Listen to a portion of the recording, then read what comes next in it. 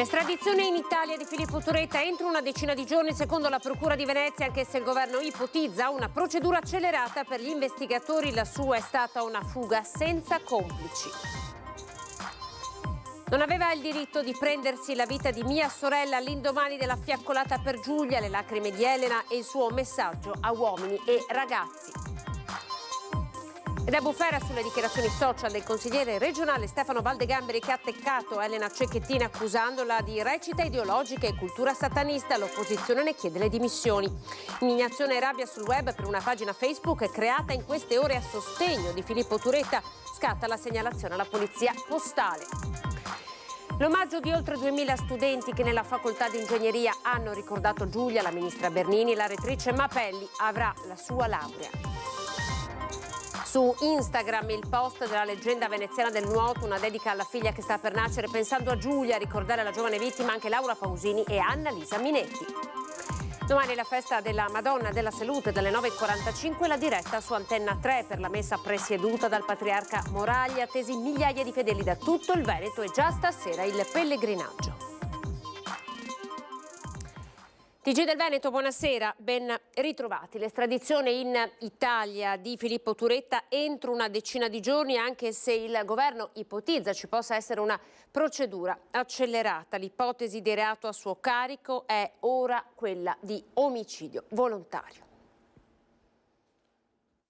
Era chiaro che, come dire, questa fuga non poteva durare più di tanto, proprio perché si tratta di un soggetto non inserito in ambiti di criminalità organizzata, per cui gli appoggi esterni, anche se ci fossero stati, sarebbero stati limitati. E infatti è andata esattamente così.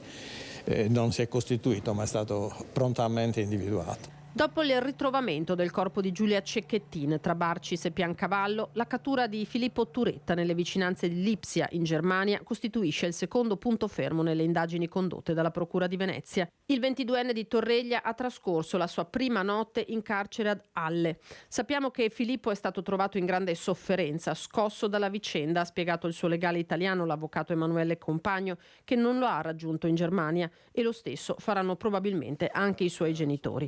Ma ad attendere il suo rimpatrio sono innanzitutto i magistrati. Abbiamo fatto una riunione ieri pomeriggio, siamo in contatto con l'autorità giudiziaria del Länder, che è competente per territorio, e con la polizia tedesca. Quindi i passi diplomatici sono stati fatti. È chiaro che il ritrovamento della ragazza mutta il titolo di reato da tentativo in omicidio consumato, e quindi questo sarà rinotificato. Sui tempi dell'estradizione l'ipotesi più prudente è quella di una decina di giorni, anche se il governo ha assicurato assoluta celerità. Qualcuno parla già di 48 ore, insomma, vediamo se riusciamo a fare diciamo così, tutto quello che è necessario fare per consentire che il corso sia quanto più veloce possibile. È effettivamente un termine breve se il soggetto è disponibile a essere consegnato. Se invece non è disponibile, i tempi sono più lunghi. Però, ripeto, questo è un problema che ancora noi possiamo solamente chiedere e velocizzare nel limite del possibile, anche con contatti personali con l'autorità tedesca, che è già stato fatto. Però i tempi della procedura penale tedesca sono diversi dai nostri. Certo, se i tempi fossero molto lunghi, se i tempi della procedura tedesca fossero lunghi, potremmo pensare di andare a sentirlo in Germania. Però questo lo vedremo nei prossimi giorni. A garanzia dell'indagato, tutti i prossimi accertamenti potranno essere svolti solamente coinvolgendo Turetta e il suo avvocato, a cominciare dall'autopsia sul corpo di Giulia. Dall'esame autoptico, dalle verifiche sull'auto, tuttora in Germania, verranno ricavati e valutati quei dati di fatto che serviranno a ricostruire quello che è accaduto nella settimana tra la scomparsa della vittima e l'arresto dell'ex fidanzato, e a contestare un'eventuale premeditazione su cui la procura non si sbilancia. L'invito di Cherchi è a lasciar lavorare serenamente gli inquirenti. Ma anche da parte dell'opinione pubblica, che deve frenare un momento questa partecipazione emotiva che può creare e che sta creando anche qualche difficoltà, non, ripeto, alle indagini, ma alle persone coinvolte, ai genitori dell'indagato, e questo non è un fatto positivo. Le indagini si devono svolgere in maniera corretta.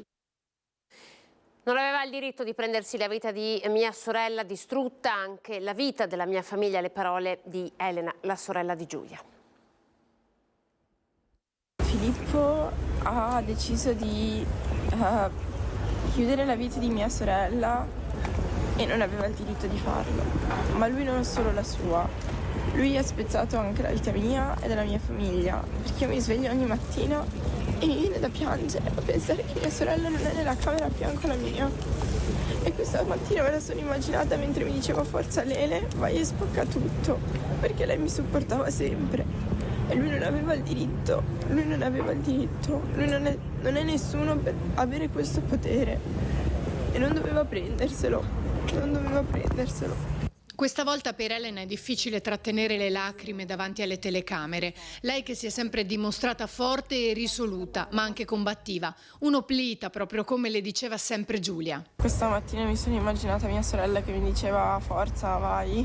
E lei mi diceva sempre che ero un'oplita perché quando studiava al liceo classico appunto mi raccontava che gli oplita erano i guerrieri e lei mi diceva sempre che bisogna avere la forza di un'oplita. Però lei era più buona, più dolce, più sensibile di quello che sicuramente tutti già immaginano. E lei era proprio un'anima pura, un'eterna bambina, ma non nel senso di stupida e ingenua, nel senso di persona che vive la vita con leggerezza e senza cattiveria. Un'altra perdita nell'arco di un anno che colpisce la famiglia Cecchettin e che svuota, come ha detto il papà di Giulia all'indomani della fiaccolata che ha visto la partecipazione di migliaia di persone. Non trovo nulla, io penso solo alla mia Giulia, che ormai non è andata, non c'è più.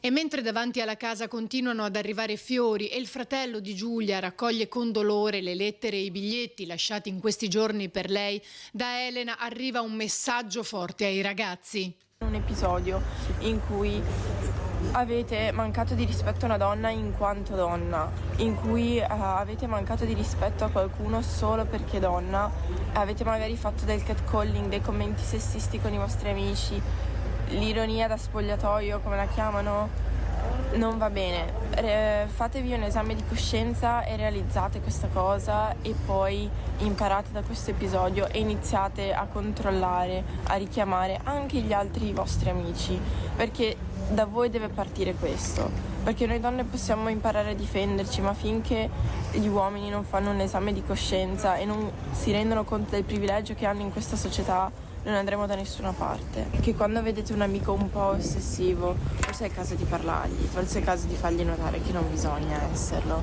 e che non è giusto e che non ha il diritto di esserlo sopra la vita di qualcun altro. Intanto su Facebook è comparsa una pagina che mette in discussione la ricostruzione dei fatti. Già partita la segnalazione alla Polizia Postale. È già stata segnalata alla Polizia Postale. Sui contenuti si profila il reato di istigazione alla violenza. La pagina Facebook aperta all'indomani del ritrovamento del corpo della povera Giulia Cecchettin. Ad aprirla una non ben precisata organizzazione no profit. Pagina aperta, si legge in primo piano, per confutare le illazioni su un bravo ragazzo vittima del pressapochismo dei media. I post pubblicati di fatto sostengono Filippo Turetta, indagato per omicidio, ora in carcere in Germania. La pagina mette in dubbio la ricostruzione dei fatti, arriva ad accusare i media di aver usato un giudizio affrettato nei suoi confronti. C'è ancora una piccola speranza, recita un post, che ci sia un giudice a Berlino che voglia vederci più chiaro in questa faccenda e non acconsenta l'estradizione. Un altro dedica a Turetta la canzone di Peter Gabriel, Biko, dedicata a Steve Biko, attivista sudafricano anti-apartheid, morto per le conseguenze delle torture subite in carcere.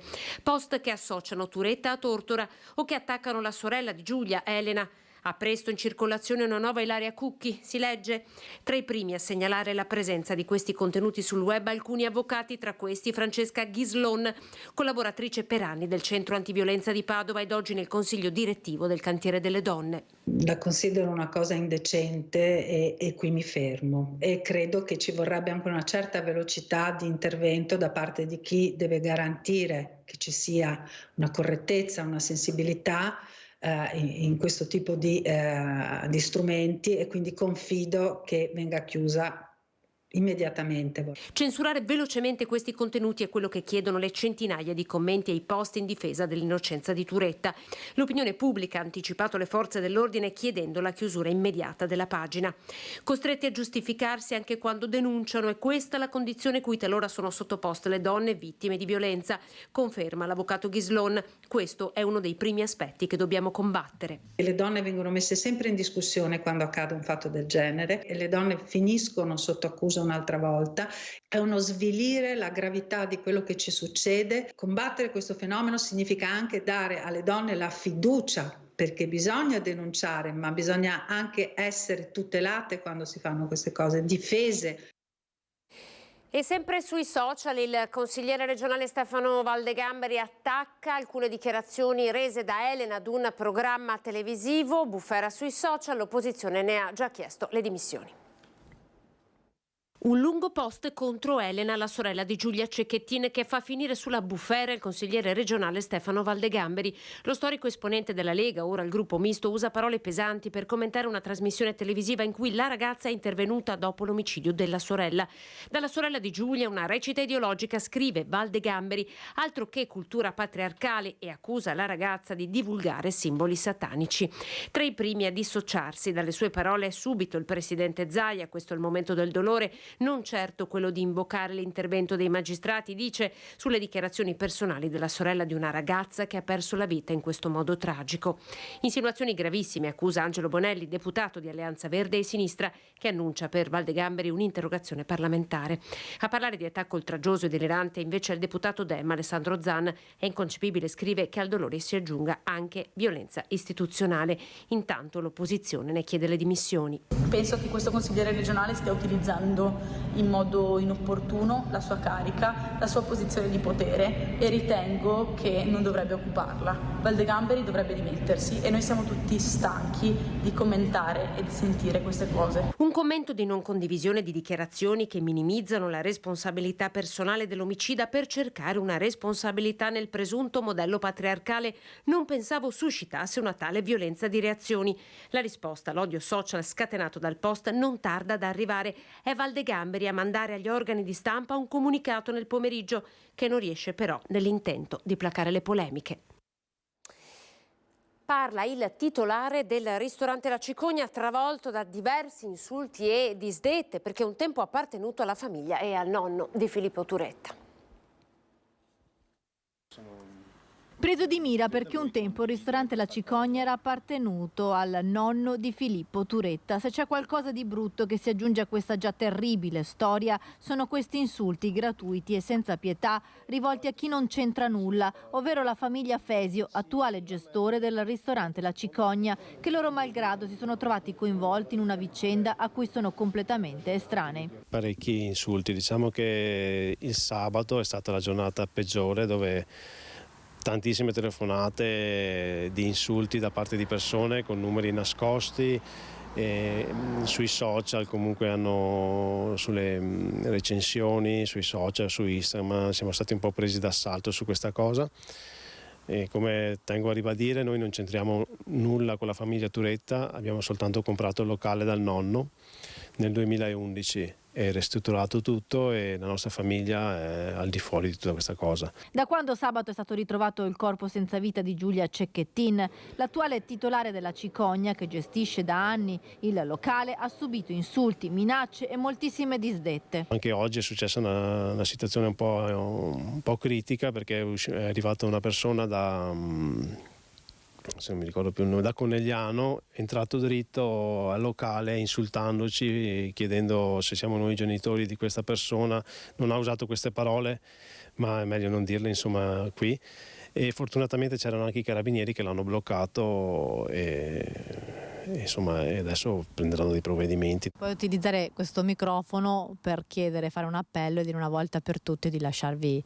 Certo, anche perché noi sinceramente non c'entriamo assolutamente niente con la famiglia Turetta e vogliamo essere lasciati un po' in tranquillità, perché noi abbiamo una famiglia che da tantissimi anni è nel settore della ristorazione, prima con un locale da 40 anni e adesso con questo da 8 anni, ma realmente sono 11 che l'abbiamo comprato, e non c'entriamo assolutamente niente su questa situazione. La famiglia Fesio si è vista costretta a precisare sui social la loro gestione del ristorante da anni e vista la violenza verbale utilizzata dai post circolati sul web e dalle reazioni della gente, sta pensando di prendere provvedimenti. Ho visto che sui giornali, quasi tutti i giornali stanno scrivendo che c'è stato questo errore e creato anche dai giornalisti che magari poco informati della cosa. Adesso ho visto che state facendo questi articoli e vi ringrazio di questa cosa, però purtroppo le persone stanno continuando a scrivere recensioni e chiamate così. Io dico soltanto che magari di avere un po' di rispetto per le persone che sono veramente coinvolte e noi non centriamo su questa storia. A Padova ora, dove il Dipartimento di Ingegneria questa mattina ha ricordato Giulia Cecchettin con un minuto di silenzio.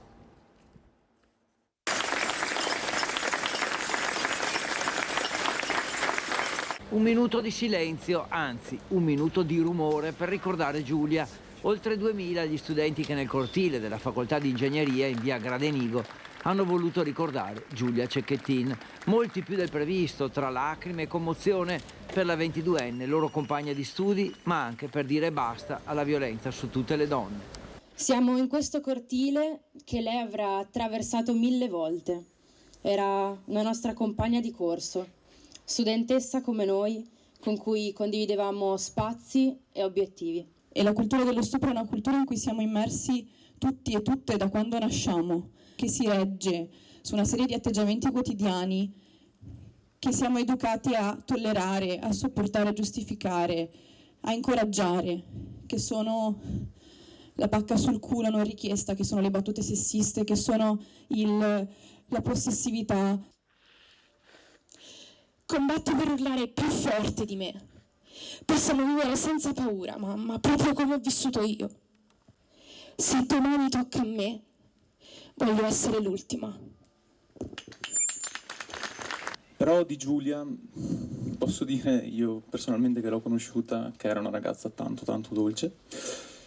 E le foto che sono state prese e usate, girate nei social, nei giornali, non sono foto in cui era in posa, ma sono foto della sua quotidianità. Quel sorriso era il suo sorriso vero. Vi chiedo quindi di farci sentire. Tirate fuori chiavi, borracce, qualsiasi cosa possa far rumore, e oggi noi qui non faremo il minuto di silenzio, ma un minuto di rumore.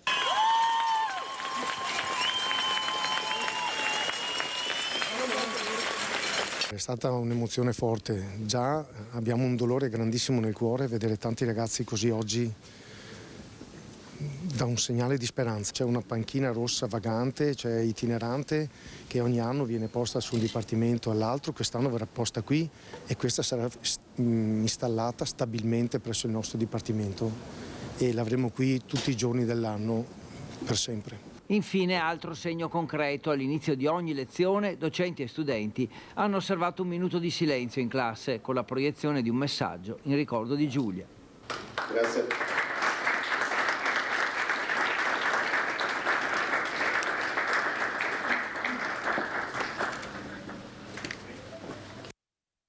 Giulia avrà la sua laurea, così la rettrice Daniela Mapelli.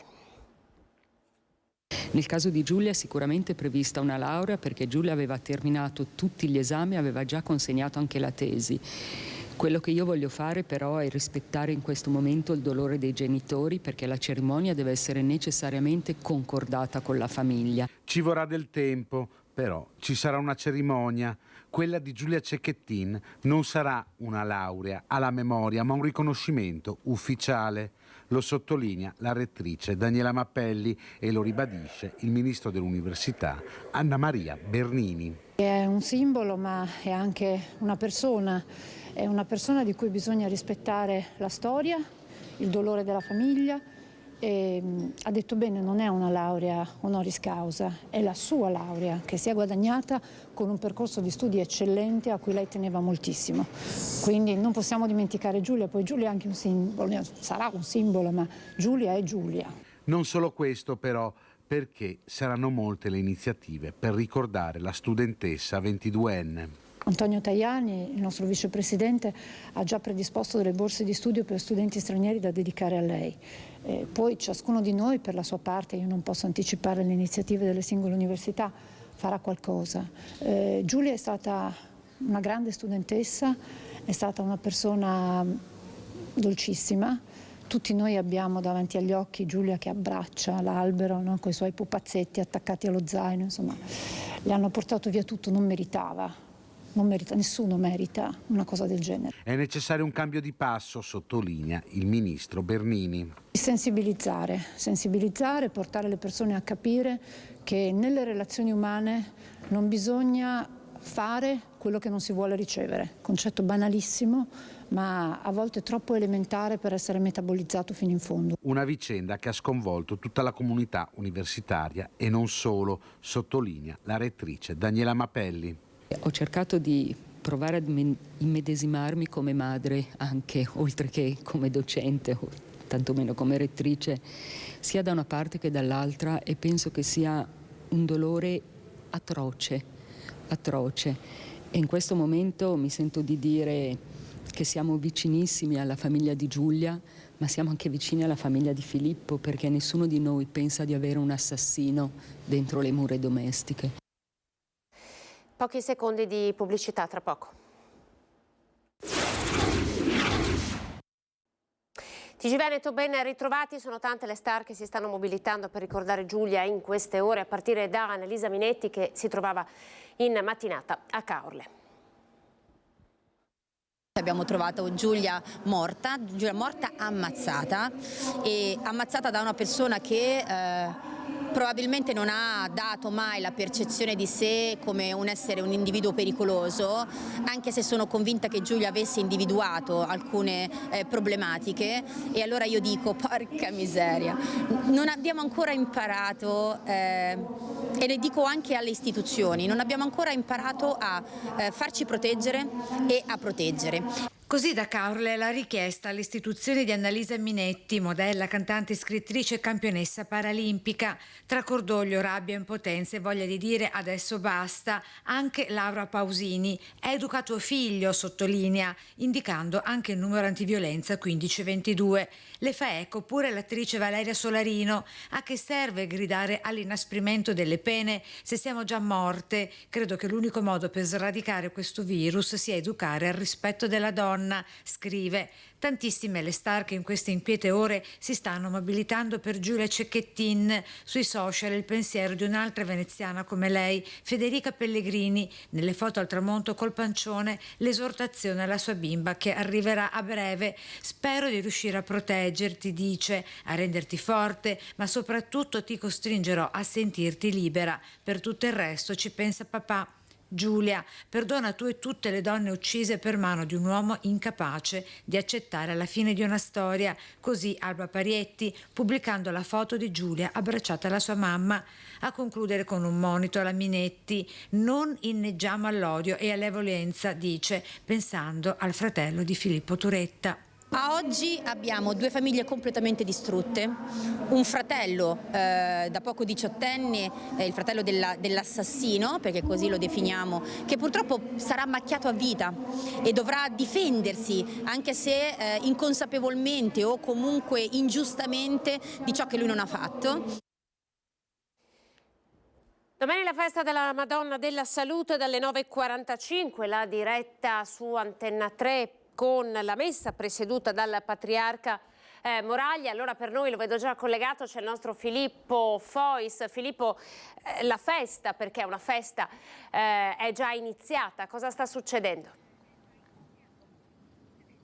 Allora, la festa è già iniziata con l'apertura del ponte votivo, quello su cui ci troviamo adesso io e Renato Capoia, che è il ponte che collega, noi siamo proprio sul Canal Grande in questo momento, che collega i sestieri di San Marco con i sestieri di Dorsoduro, dove si trova la Basilica della Salute che vedete alle mie spalle. Questa chiesa fu eretta dopo un voto del Doge nel 1630, Venezia era stata colpita da una tremenda pestilenza quella che viene raccontata anche dal Manzoni nei Promessi Sposi, che pensate in 2 anni fece 47.000 vittime solamente nella città di Venezia. In tutta la Serenissima nel resto della Serenissima furono circa 100.000.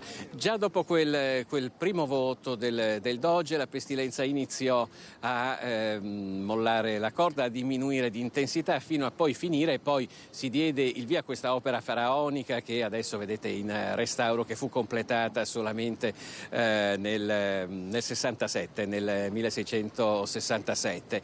Bene, questo ponte serve per tutti i pellegrini che durante tutta la giornata di ieri e anche di oggi lo percorrono per raggiungere, chi viene dall'altra parte della città, la chiesa. La chiesa è sempre aperta, ci sono funzioni religiose. Domani, come hai detto giustamente tu, ci sarà la Santa Messa. Noi saremo in diretta a partire dalle 9:45, la messa poi comincerà alle ore 10. C'è un pellegrinaggio piuttosto particolare che sta per passare qui, tra l'altro perché è il pellegrinaggio dei giovani. Noi da qui ogni tanto sentiamo alcuni canti, in questo momento si trovano in campo San Maurizio, però tra poco percorreranno questo ponte, si stanno preparando per poi arrivare fino alla Basilica. Per ora direi che da Venezia è tutto, ti restituisco la linea. Io vi ringrazio per essere stati in nostra compagnia. Dopo di noi, TG Venezia, arrivederci.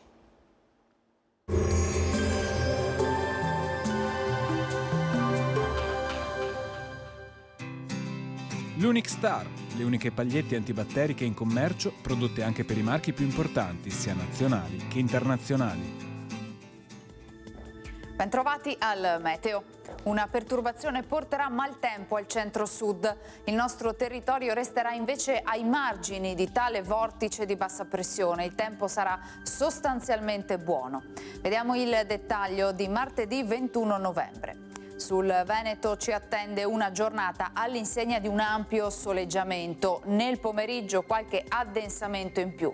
Precipitazioni generalmente assenti, tuttavia non si esclude qualche debole piovasco su costa e pianura meridionale. I venti saranno moderati da nord-est. Le temperature sostanzialmente stazionarie, minime tra 4 e 8 gradi, massime tra 12 e 14 all'incirca. Spostiamoci ora sul Friuli Venezia Giulia. Anche qui prevalenza di sole, il cielo sarà sereno o poco nuvoloso ovunque. Possibili annuvolamenti e locali rovesci sul Triestino. Soffierà bora moderata sulla costa e sul Carso. Temperature minime tra 4 e 11 gradi, massime sui 13-16 gradi.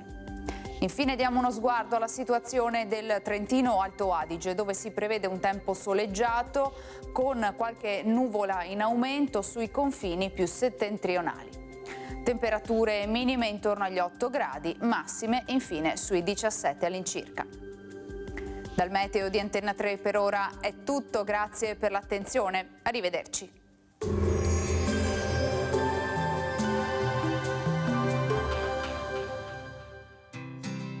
L'Unic Star, le uniche pagliette antibatteriche in commercio, prodotte anche per i marchi più importanti, sia nazionali che internazionali.